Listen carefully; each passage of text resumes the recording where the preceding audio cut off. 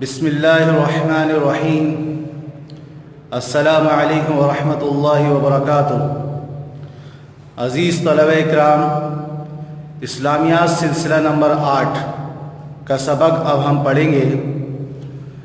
اس میں ہم الایمان بالملائکہ پڑھ رہے تھے، جس میں ہم نے ملائکہ کے بارے میں تھوڑی سی وضاحت پڑھی اور یہ جانا کہ فرشتوں پر ایمان لانا جزو ایمانی ہے، ایمان کا ایک حصہ ہے۔ اس کے بعد صفات ملائکہ پڑھی کہ صفات بشریہ سے پاک ہوتے ہیں، اللہ تعالیٰ کی نافرمانی نہیں کرتے، ہر دم اللہ کی اطاعت، عبادت اور تسبیح میں مشغول رہتے ہیں، اور اللہ تعالیٰ نے ان کو مختلف صورتوں میں آنے کی قدرت و طاقت عطا فرمائی ہے۔ آج کے سبق میں ہم الایمان بالملائکہ کا اگلا حصہ یعنی ملائکہ کی ذمہ داریاں پڑھیں گے۔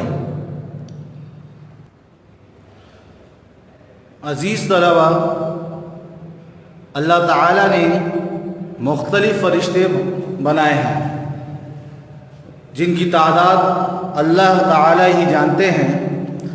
یہاں ہم چند ذمہ داریاں ذکر کریں گے جو ملائکہ کی ہیں، فرشتوں کی ہیں، اور وہ اس کو پورا کرتے ہیں۔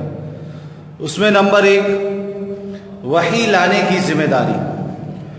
جتنے انبیاء علیہم السلام اس دنیا میں تشریف لائے، ان تک وحی پہنچانے کی، اللہ کا پیغام پہنچانے کی ذمہ داری وہ حضرت جبرائیل علیہ السلام کی تھی۔ حضرت جبرائیل علیہ السلام تمام انبیاء علیہم السلام تک وحی پہنچایا کرتے تھے، جیسا کہ اللہ تبارک و تعالیٰ کا ارشاد ہے قرآن مجید میں، اعوذ باللہ من الشیطان الرجیم وَإِنَّهُ لَتَنزِيلُ رَبِّ الْعَالَمِينَ نَزَلَ بِهِ الرُّوحُ الْأَمِينُ عَلَى قَلْبِكَ لِتَكُونَ مِنَ الْمُنذِرِينَ۔ ترجمہ، اور یہ قرآن پروردگار عالم کا اتارا ہوا ہے، اس کو امانت دار فرشتہ لے کر اترا ہے، یعنی اس نے تمہارے دل پر القاء کیا ہے تاکہ لوگوں کو نصیحت کرتے رہو۔ تو اس میں امانت دار فرشتے سے مراد حضرت جبرائیل علیہ السلام ہے۔ دوسری ذمہ داری قیامت کے روز سور پھونکنا۔ جب یہ دنیا ختم ہو رہی ہوگی اور قیامت آئے گی تو ایک سور پھونکا جائے گا جس کی آواز سے تمام جاندار مر جائیں گے اور سب ختم ہو جائیں گے۔ اس کے بعد دوبارہ سور پھونکا جائے گا جس سے تمام جاندار کھڑے ہو جائیں گے، اللہ کے سامنے حاضر ہو جائیں گے۔ تو یہ جو سور پھونکنے کی ذمہ داری ہے وہ حضرت اسرافیل علیہ السلام کی ہے۔ وہ قیامت کے روز سور پھونکیں گے۔ اللہ تبارک و تعالی ارشاد فرماتے ہیں، وَنُفِخَ فِي الصُّورِ فَصَعِقَ مَن فِي السَّمَاوَاتِ وَمَن فِي الْأَرْضِ إِلَّا مَن شَاءَ اللَّهُ ثم نفخ فيه اخرى فاذا هم قيام ينظرون۔ اور جب سور پھونکا جائے گا تو جو لوگ آسمان میں ہیں اور جو زمین میں ہیں سب بے ہوش ہو کر گر پڑیں گے مگر جس کو خدا چاہے۔ پھر دوسری دفعہ سور پھونکا جائے گا تو فوراً سب کھڑے ہو کر دیکھنے لگیں گے۔ تو یہ جو سور پھونکا جائے گا جس کا ذکر اللہ تبارک و تعالی نے قرآن میں فرمایا، وہ ذمہ داری حضرت اسرافیل علیہ السلام کی ہے۔ تیسری ذمہ داری روزی کی تقسیم۔ ہر جاندار تک روزی پہنچانے کی ذمہ داری اللہ کی ہے، اور وہ اللہ تعالیٰ نے ایک فرشتے کو ذمہ دے دیا ہے کہ وہ فرشتہ اس جاندار تک، اس مخلوق تک رزق پہنچاتا ہے اللہ کے حکم سے۔ اور یہ ذمہ داری حضرت میکائیل علیہ السلام کی ہے۔ حضرت میکائیل علیہ السلام تمام جاندار تک رزق پہنچاتے ہیں، اس کی روزی پہنچاتے ہیں۔ اور اس کے ساتھ ساتھ ایک اور ذمہ داری حضرت میکائیل علیہ السلام کی یہ بھی ہے کہ وہ بارش بھی برساتے ہیں۔ جہاں اللہ تعالیٰ حکم فرما دیتے ہیں کہ یہ بارش وہاں فلاں علاقے میں یا فلاں شہر میں فلاں گاؤں میں بارش برسانی ہے، تو اللہ کے حکم سے حضرت میکائیل علیہ السلام یہ بارش برساتے ہیں۔ حدیث شریف میں آتا ہے حضور علیہ السلام نے حضرت جبرائیل علیہ السلام سے حضرت میکائیل علیہ السلام کی ذمہ داری پوچھی تو حضرت جبرائیل علیہ السلام نے عرض کیا وہ لوگوں کو رزق پہنچانے اور بارش برسانے کے کام پر مقرر ہیں۔ تو عزیز طلبہ، یہ تین ذمہ داریاں ہوئیں۔ وحی لانے کی ذمہ داری حضرت جبرائیل علیہ السلام کی، سور پھونکنے کی ذمہ داری حضرت اسرافیل علیہ السلام کی، اور روزی کی تقسیم اور بارش برسانے کی ذمہ داری حضرت میکائیل علیہ السلام کی ہے۔ چوتھی قسم، چوتھی ذمہ داری حاملین عرش، عرش کو تھامنے والے۔ اللہ تبارک و تعالیٰ کی ذات عرش پر مستوی ہے، موجود ہیں، اور وہاں کچھ فرشتے ایسے ہیں جنہوں نے عرش کو تھاما ہوا ہے، اور کچھ فرشتے ایسے ہیں جو اس عرش کے ارد گرد کھڑے ہیں، اور کچھ فرشتے ایسے ہیں جو اس عرش کا طواف کر رہے ہیں اور مومنین کے لیے مغفرت کی دعا کرتے ہیں۔ تو یہ حاملین عرش ان فرشتوں کو کہا جاتا ہے جو فرش عرش کو اٹھائے ہوئے ہیں، عرش کو تھامے ہوئے ہیں، اور عرش کے ارد گرد رہتے ہیں، طواف میں مصروف رہتے ہیں۔ تو یہ ذمہ داری ان کو اللہ تعالیٰ نے دی ہے، تو وہ اس کو پورا کرتے ہیں، جیسا کہ اللہ تبارک و تعالیٰ ارشاد فرماتے ہیں الذین یحملون العرش ومن حولہ یسبحون بحمد ربہم ویؤمنون بہ ویستغفرون للذین آمنوا۔ ترجمہ، جو لوگ عرش کو اٹھائے ہوئے ہیں اور جو اس کے گردا گرد حلقہ باندھے ہوئے ہیں، یعنی فرشتے، وہ اپنے پروردگار کی تعریف کے ساتھ تسبیح کرتے رہتے ہیں اور مومنوں کے لیے بخشش مانگتے رہتے ہیں۔ اگلی قسم، اگلی ذمہ داری وہ حضرت اسرائیل علیہ السلام کی ہے، جن کو ملک الموت کہا جاتا ہے۔ موت کی ذمہ داری، روح قبض کرنے کی ذمہ داری وہ حضرت اسرائیل علیہ السلام کی ہے۔ جتنے بھی جاندار کی روح قبض کرنی ہوتی ہے، اس کی جب موت کا وقت آ جاتا ہے تو وہ اللہ تعالیٰ نے حضرت اسرائیل علیہ السلام کو ارشاد فرما دیا ہوتا ہے، اور اسرائیل علیہ السلام اللہ کے حکم کے مطابق اس جاندار کی روح قبض کر لیتے ہیں۔ تو یہ ذمہ داری حضرت اسرائیل علیہ السلام کی ہے، جیسے اللہ تعالیٰ فرماتے ہیں قُلْ يَتَوَفَّاكُمْ مَلَكُ الْمَوْتِ الَّذِي وُكِّلَ بِكُمْ ثُمَّ إِلَىٰ رَبِّكُمْ تُرْجَعُونَ۔ ترجمہ، کہہ دو کہ موت کا فرشتہ جو تم پر مقرر کیا گیا ہے تمہاری روحیں قبض کر لیتا ہے، پھر تم اپنے پروردگار کی طرف لوٹائے جاؤ گے۔ اگلی ذمہ داری، چھٹی ذمہ داری جو ہے، دیکھیں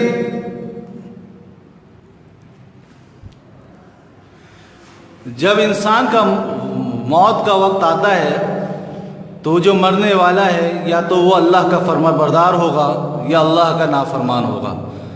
تو جو اللہ کا فرما بردار ہوتا ہے اس کے لیے اللہ تعالیٰ نے فرشتوں کو مقرر کیا ہے کہ وہ آ کر ان مومنین کے جو دلجوئی کرتے ہیں ان کو جنت کی خوشخبری سناتے ہیں، ان کے لیے سکون والا معاملہ ہوتا ہے، ان کے لیے راحت والا معاملہ ہوتا ہے، اور موت کی سختی سے اللہ تعالیٰ اس کو آسانی فرماتے ہیں۔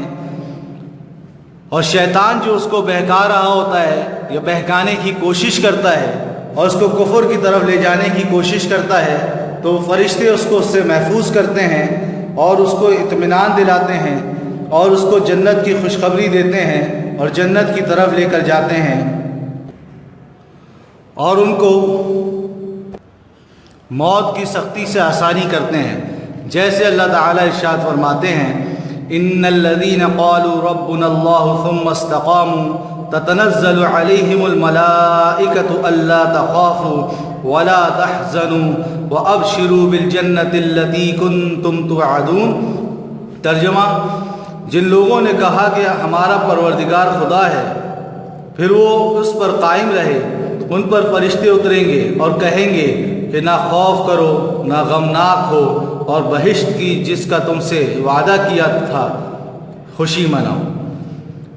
اور جو شخص ایسا ہوتا ہے جو کافر ہوتا ہے، مشرک ہوتا ہے، اللہ کا نافرمان ہوتا ہے، تو موت کے وقت اس کو فرشتے ڈراتے ہیں اور اس کی روح کو سختی کے ساتھ نکالتے ہیں، اور یوں سمجھا جائے گا ان کا عذاب اسی وقت شروع ہو جاتا ہے اور اس کو تکلیف ہوتی ہے اور وہ پھر ہمیشہ کی جہنم کی طرف روانہ ہوتا ہے۔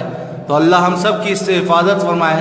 تو کچھ فرشتے ایسے ہیں جو وقت موت کے وقت کفار کو ڈراتے ہیں۔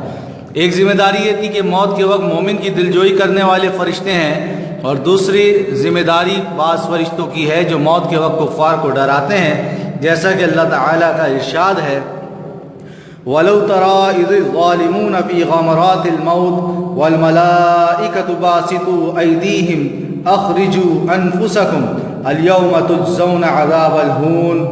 اور کاش تم ظالم یعنی مشرک لوگوں کو اس وقت دیکھو جب موت کی سختیوں میں مبتلا ہوں اور فرشتے ان کی طرف عذاب کے لیے ہاتھ بڑھا رہے ہوں کہ نکالو اپنی جانیں، آج تم ذلت کے عذاب کی سزا پاؤ گے۔ تو یہ 7 ذمہ داریاں ہو گئی۔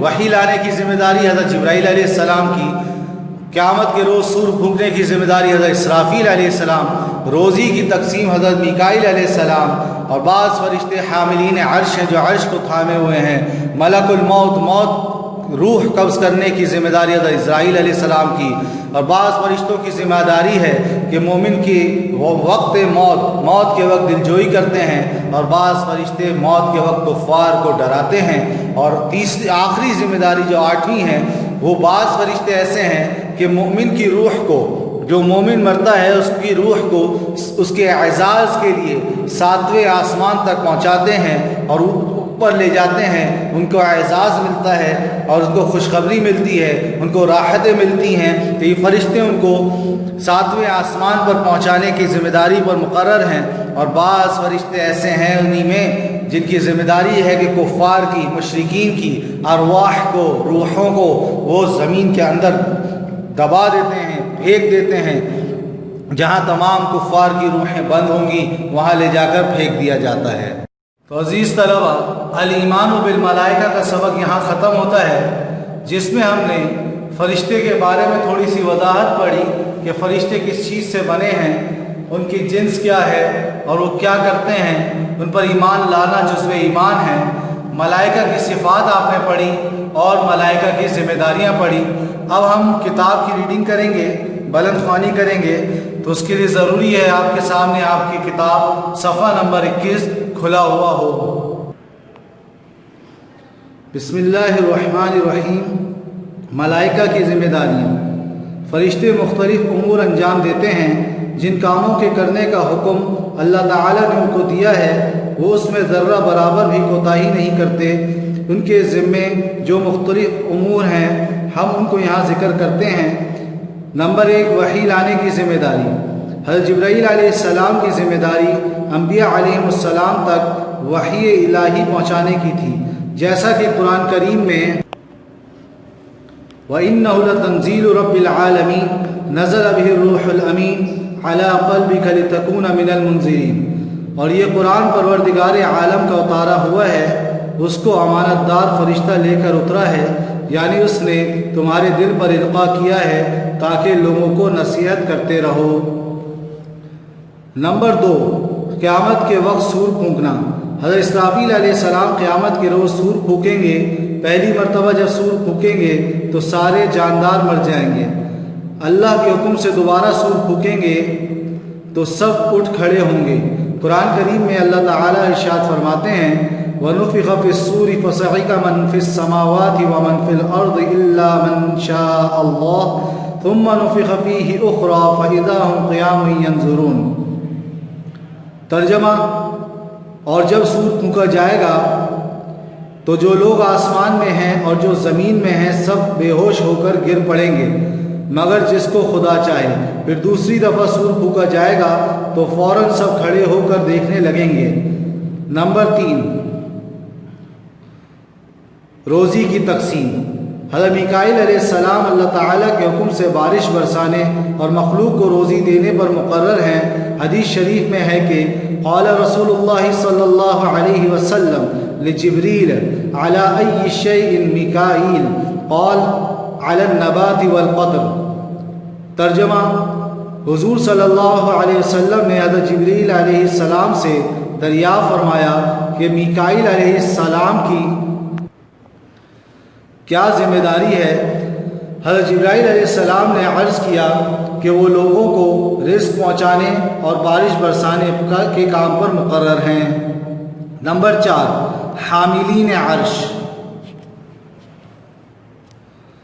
بعض फरिश्ते अर्श को उठाए हुए हैं, बाज़ अर्श के गिर्द हैं और बाज़ अर्श के गिर्द तवाफ़ में मसरूफ़ हैं और साथ ही साथ मोमिनों के लिए बख्शिश मांगते रहते हैं। अल्लाह ताला अपने पाक कलाम में इन फरिश्तों के बारे में इरशाद फरमाते हैं, अल्लज़ीना यहमिलूना अल-अर्श व मन हौलहु युसब्बिहूना बिहम्दि रब्बिहिम व युमिनूना बिही व यस्तग़फिरूना लिल्लज़ीना आमनू।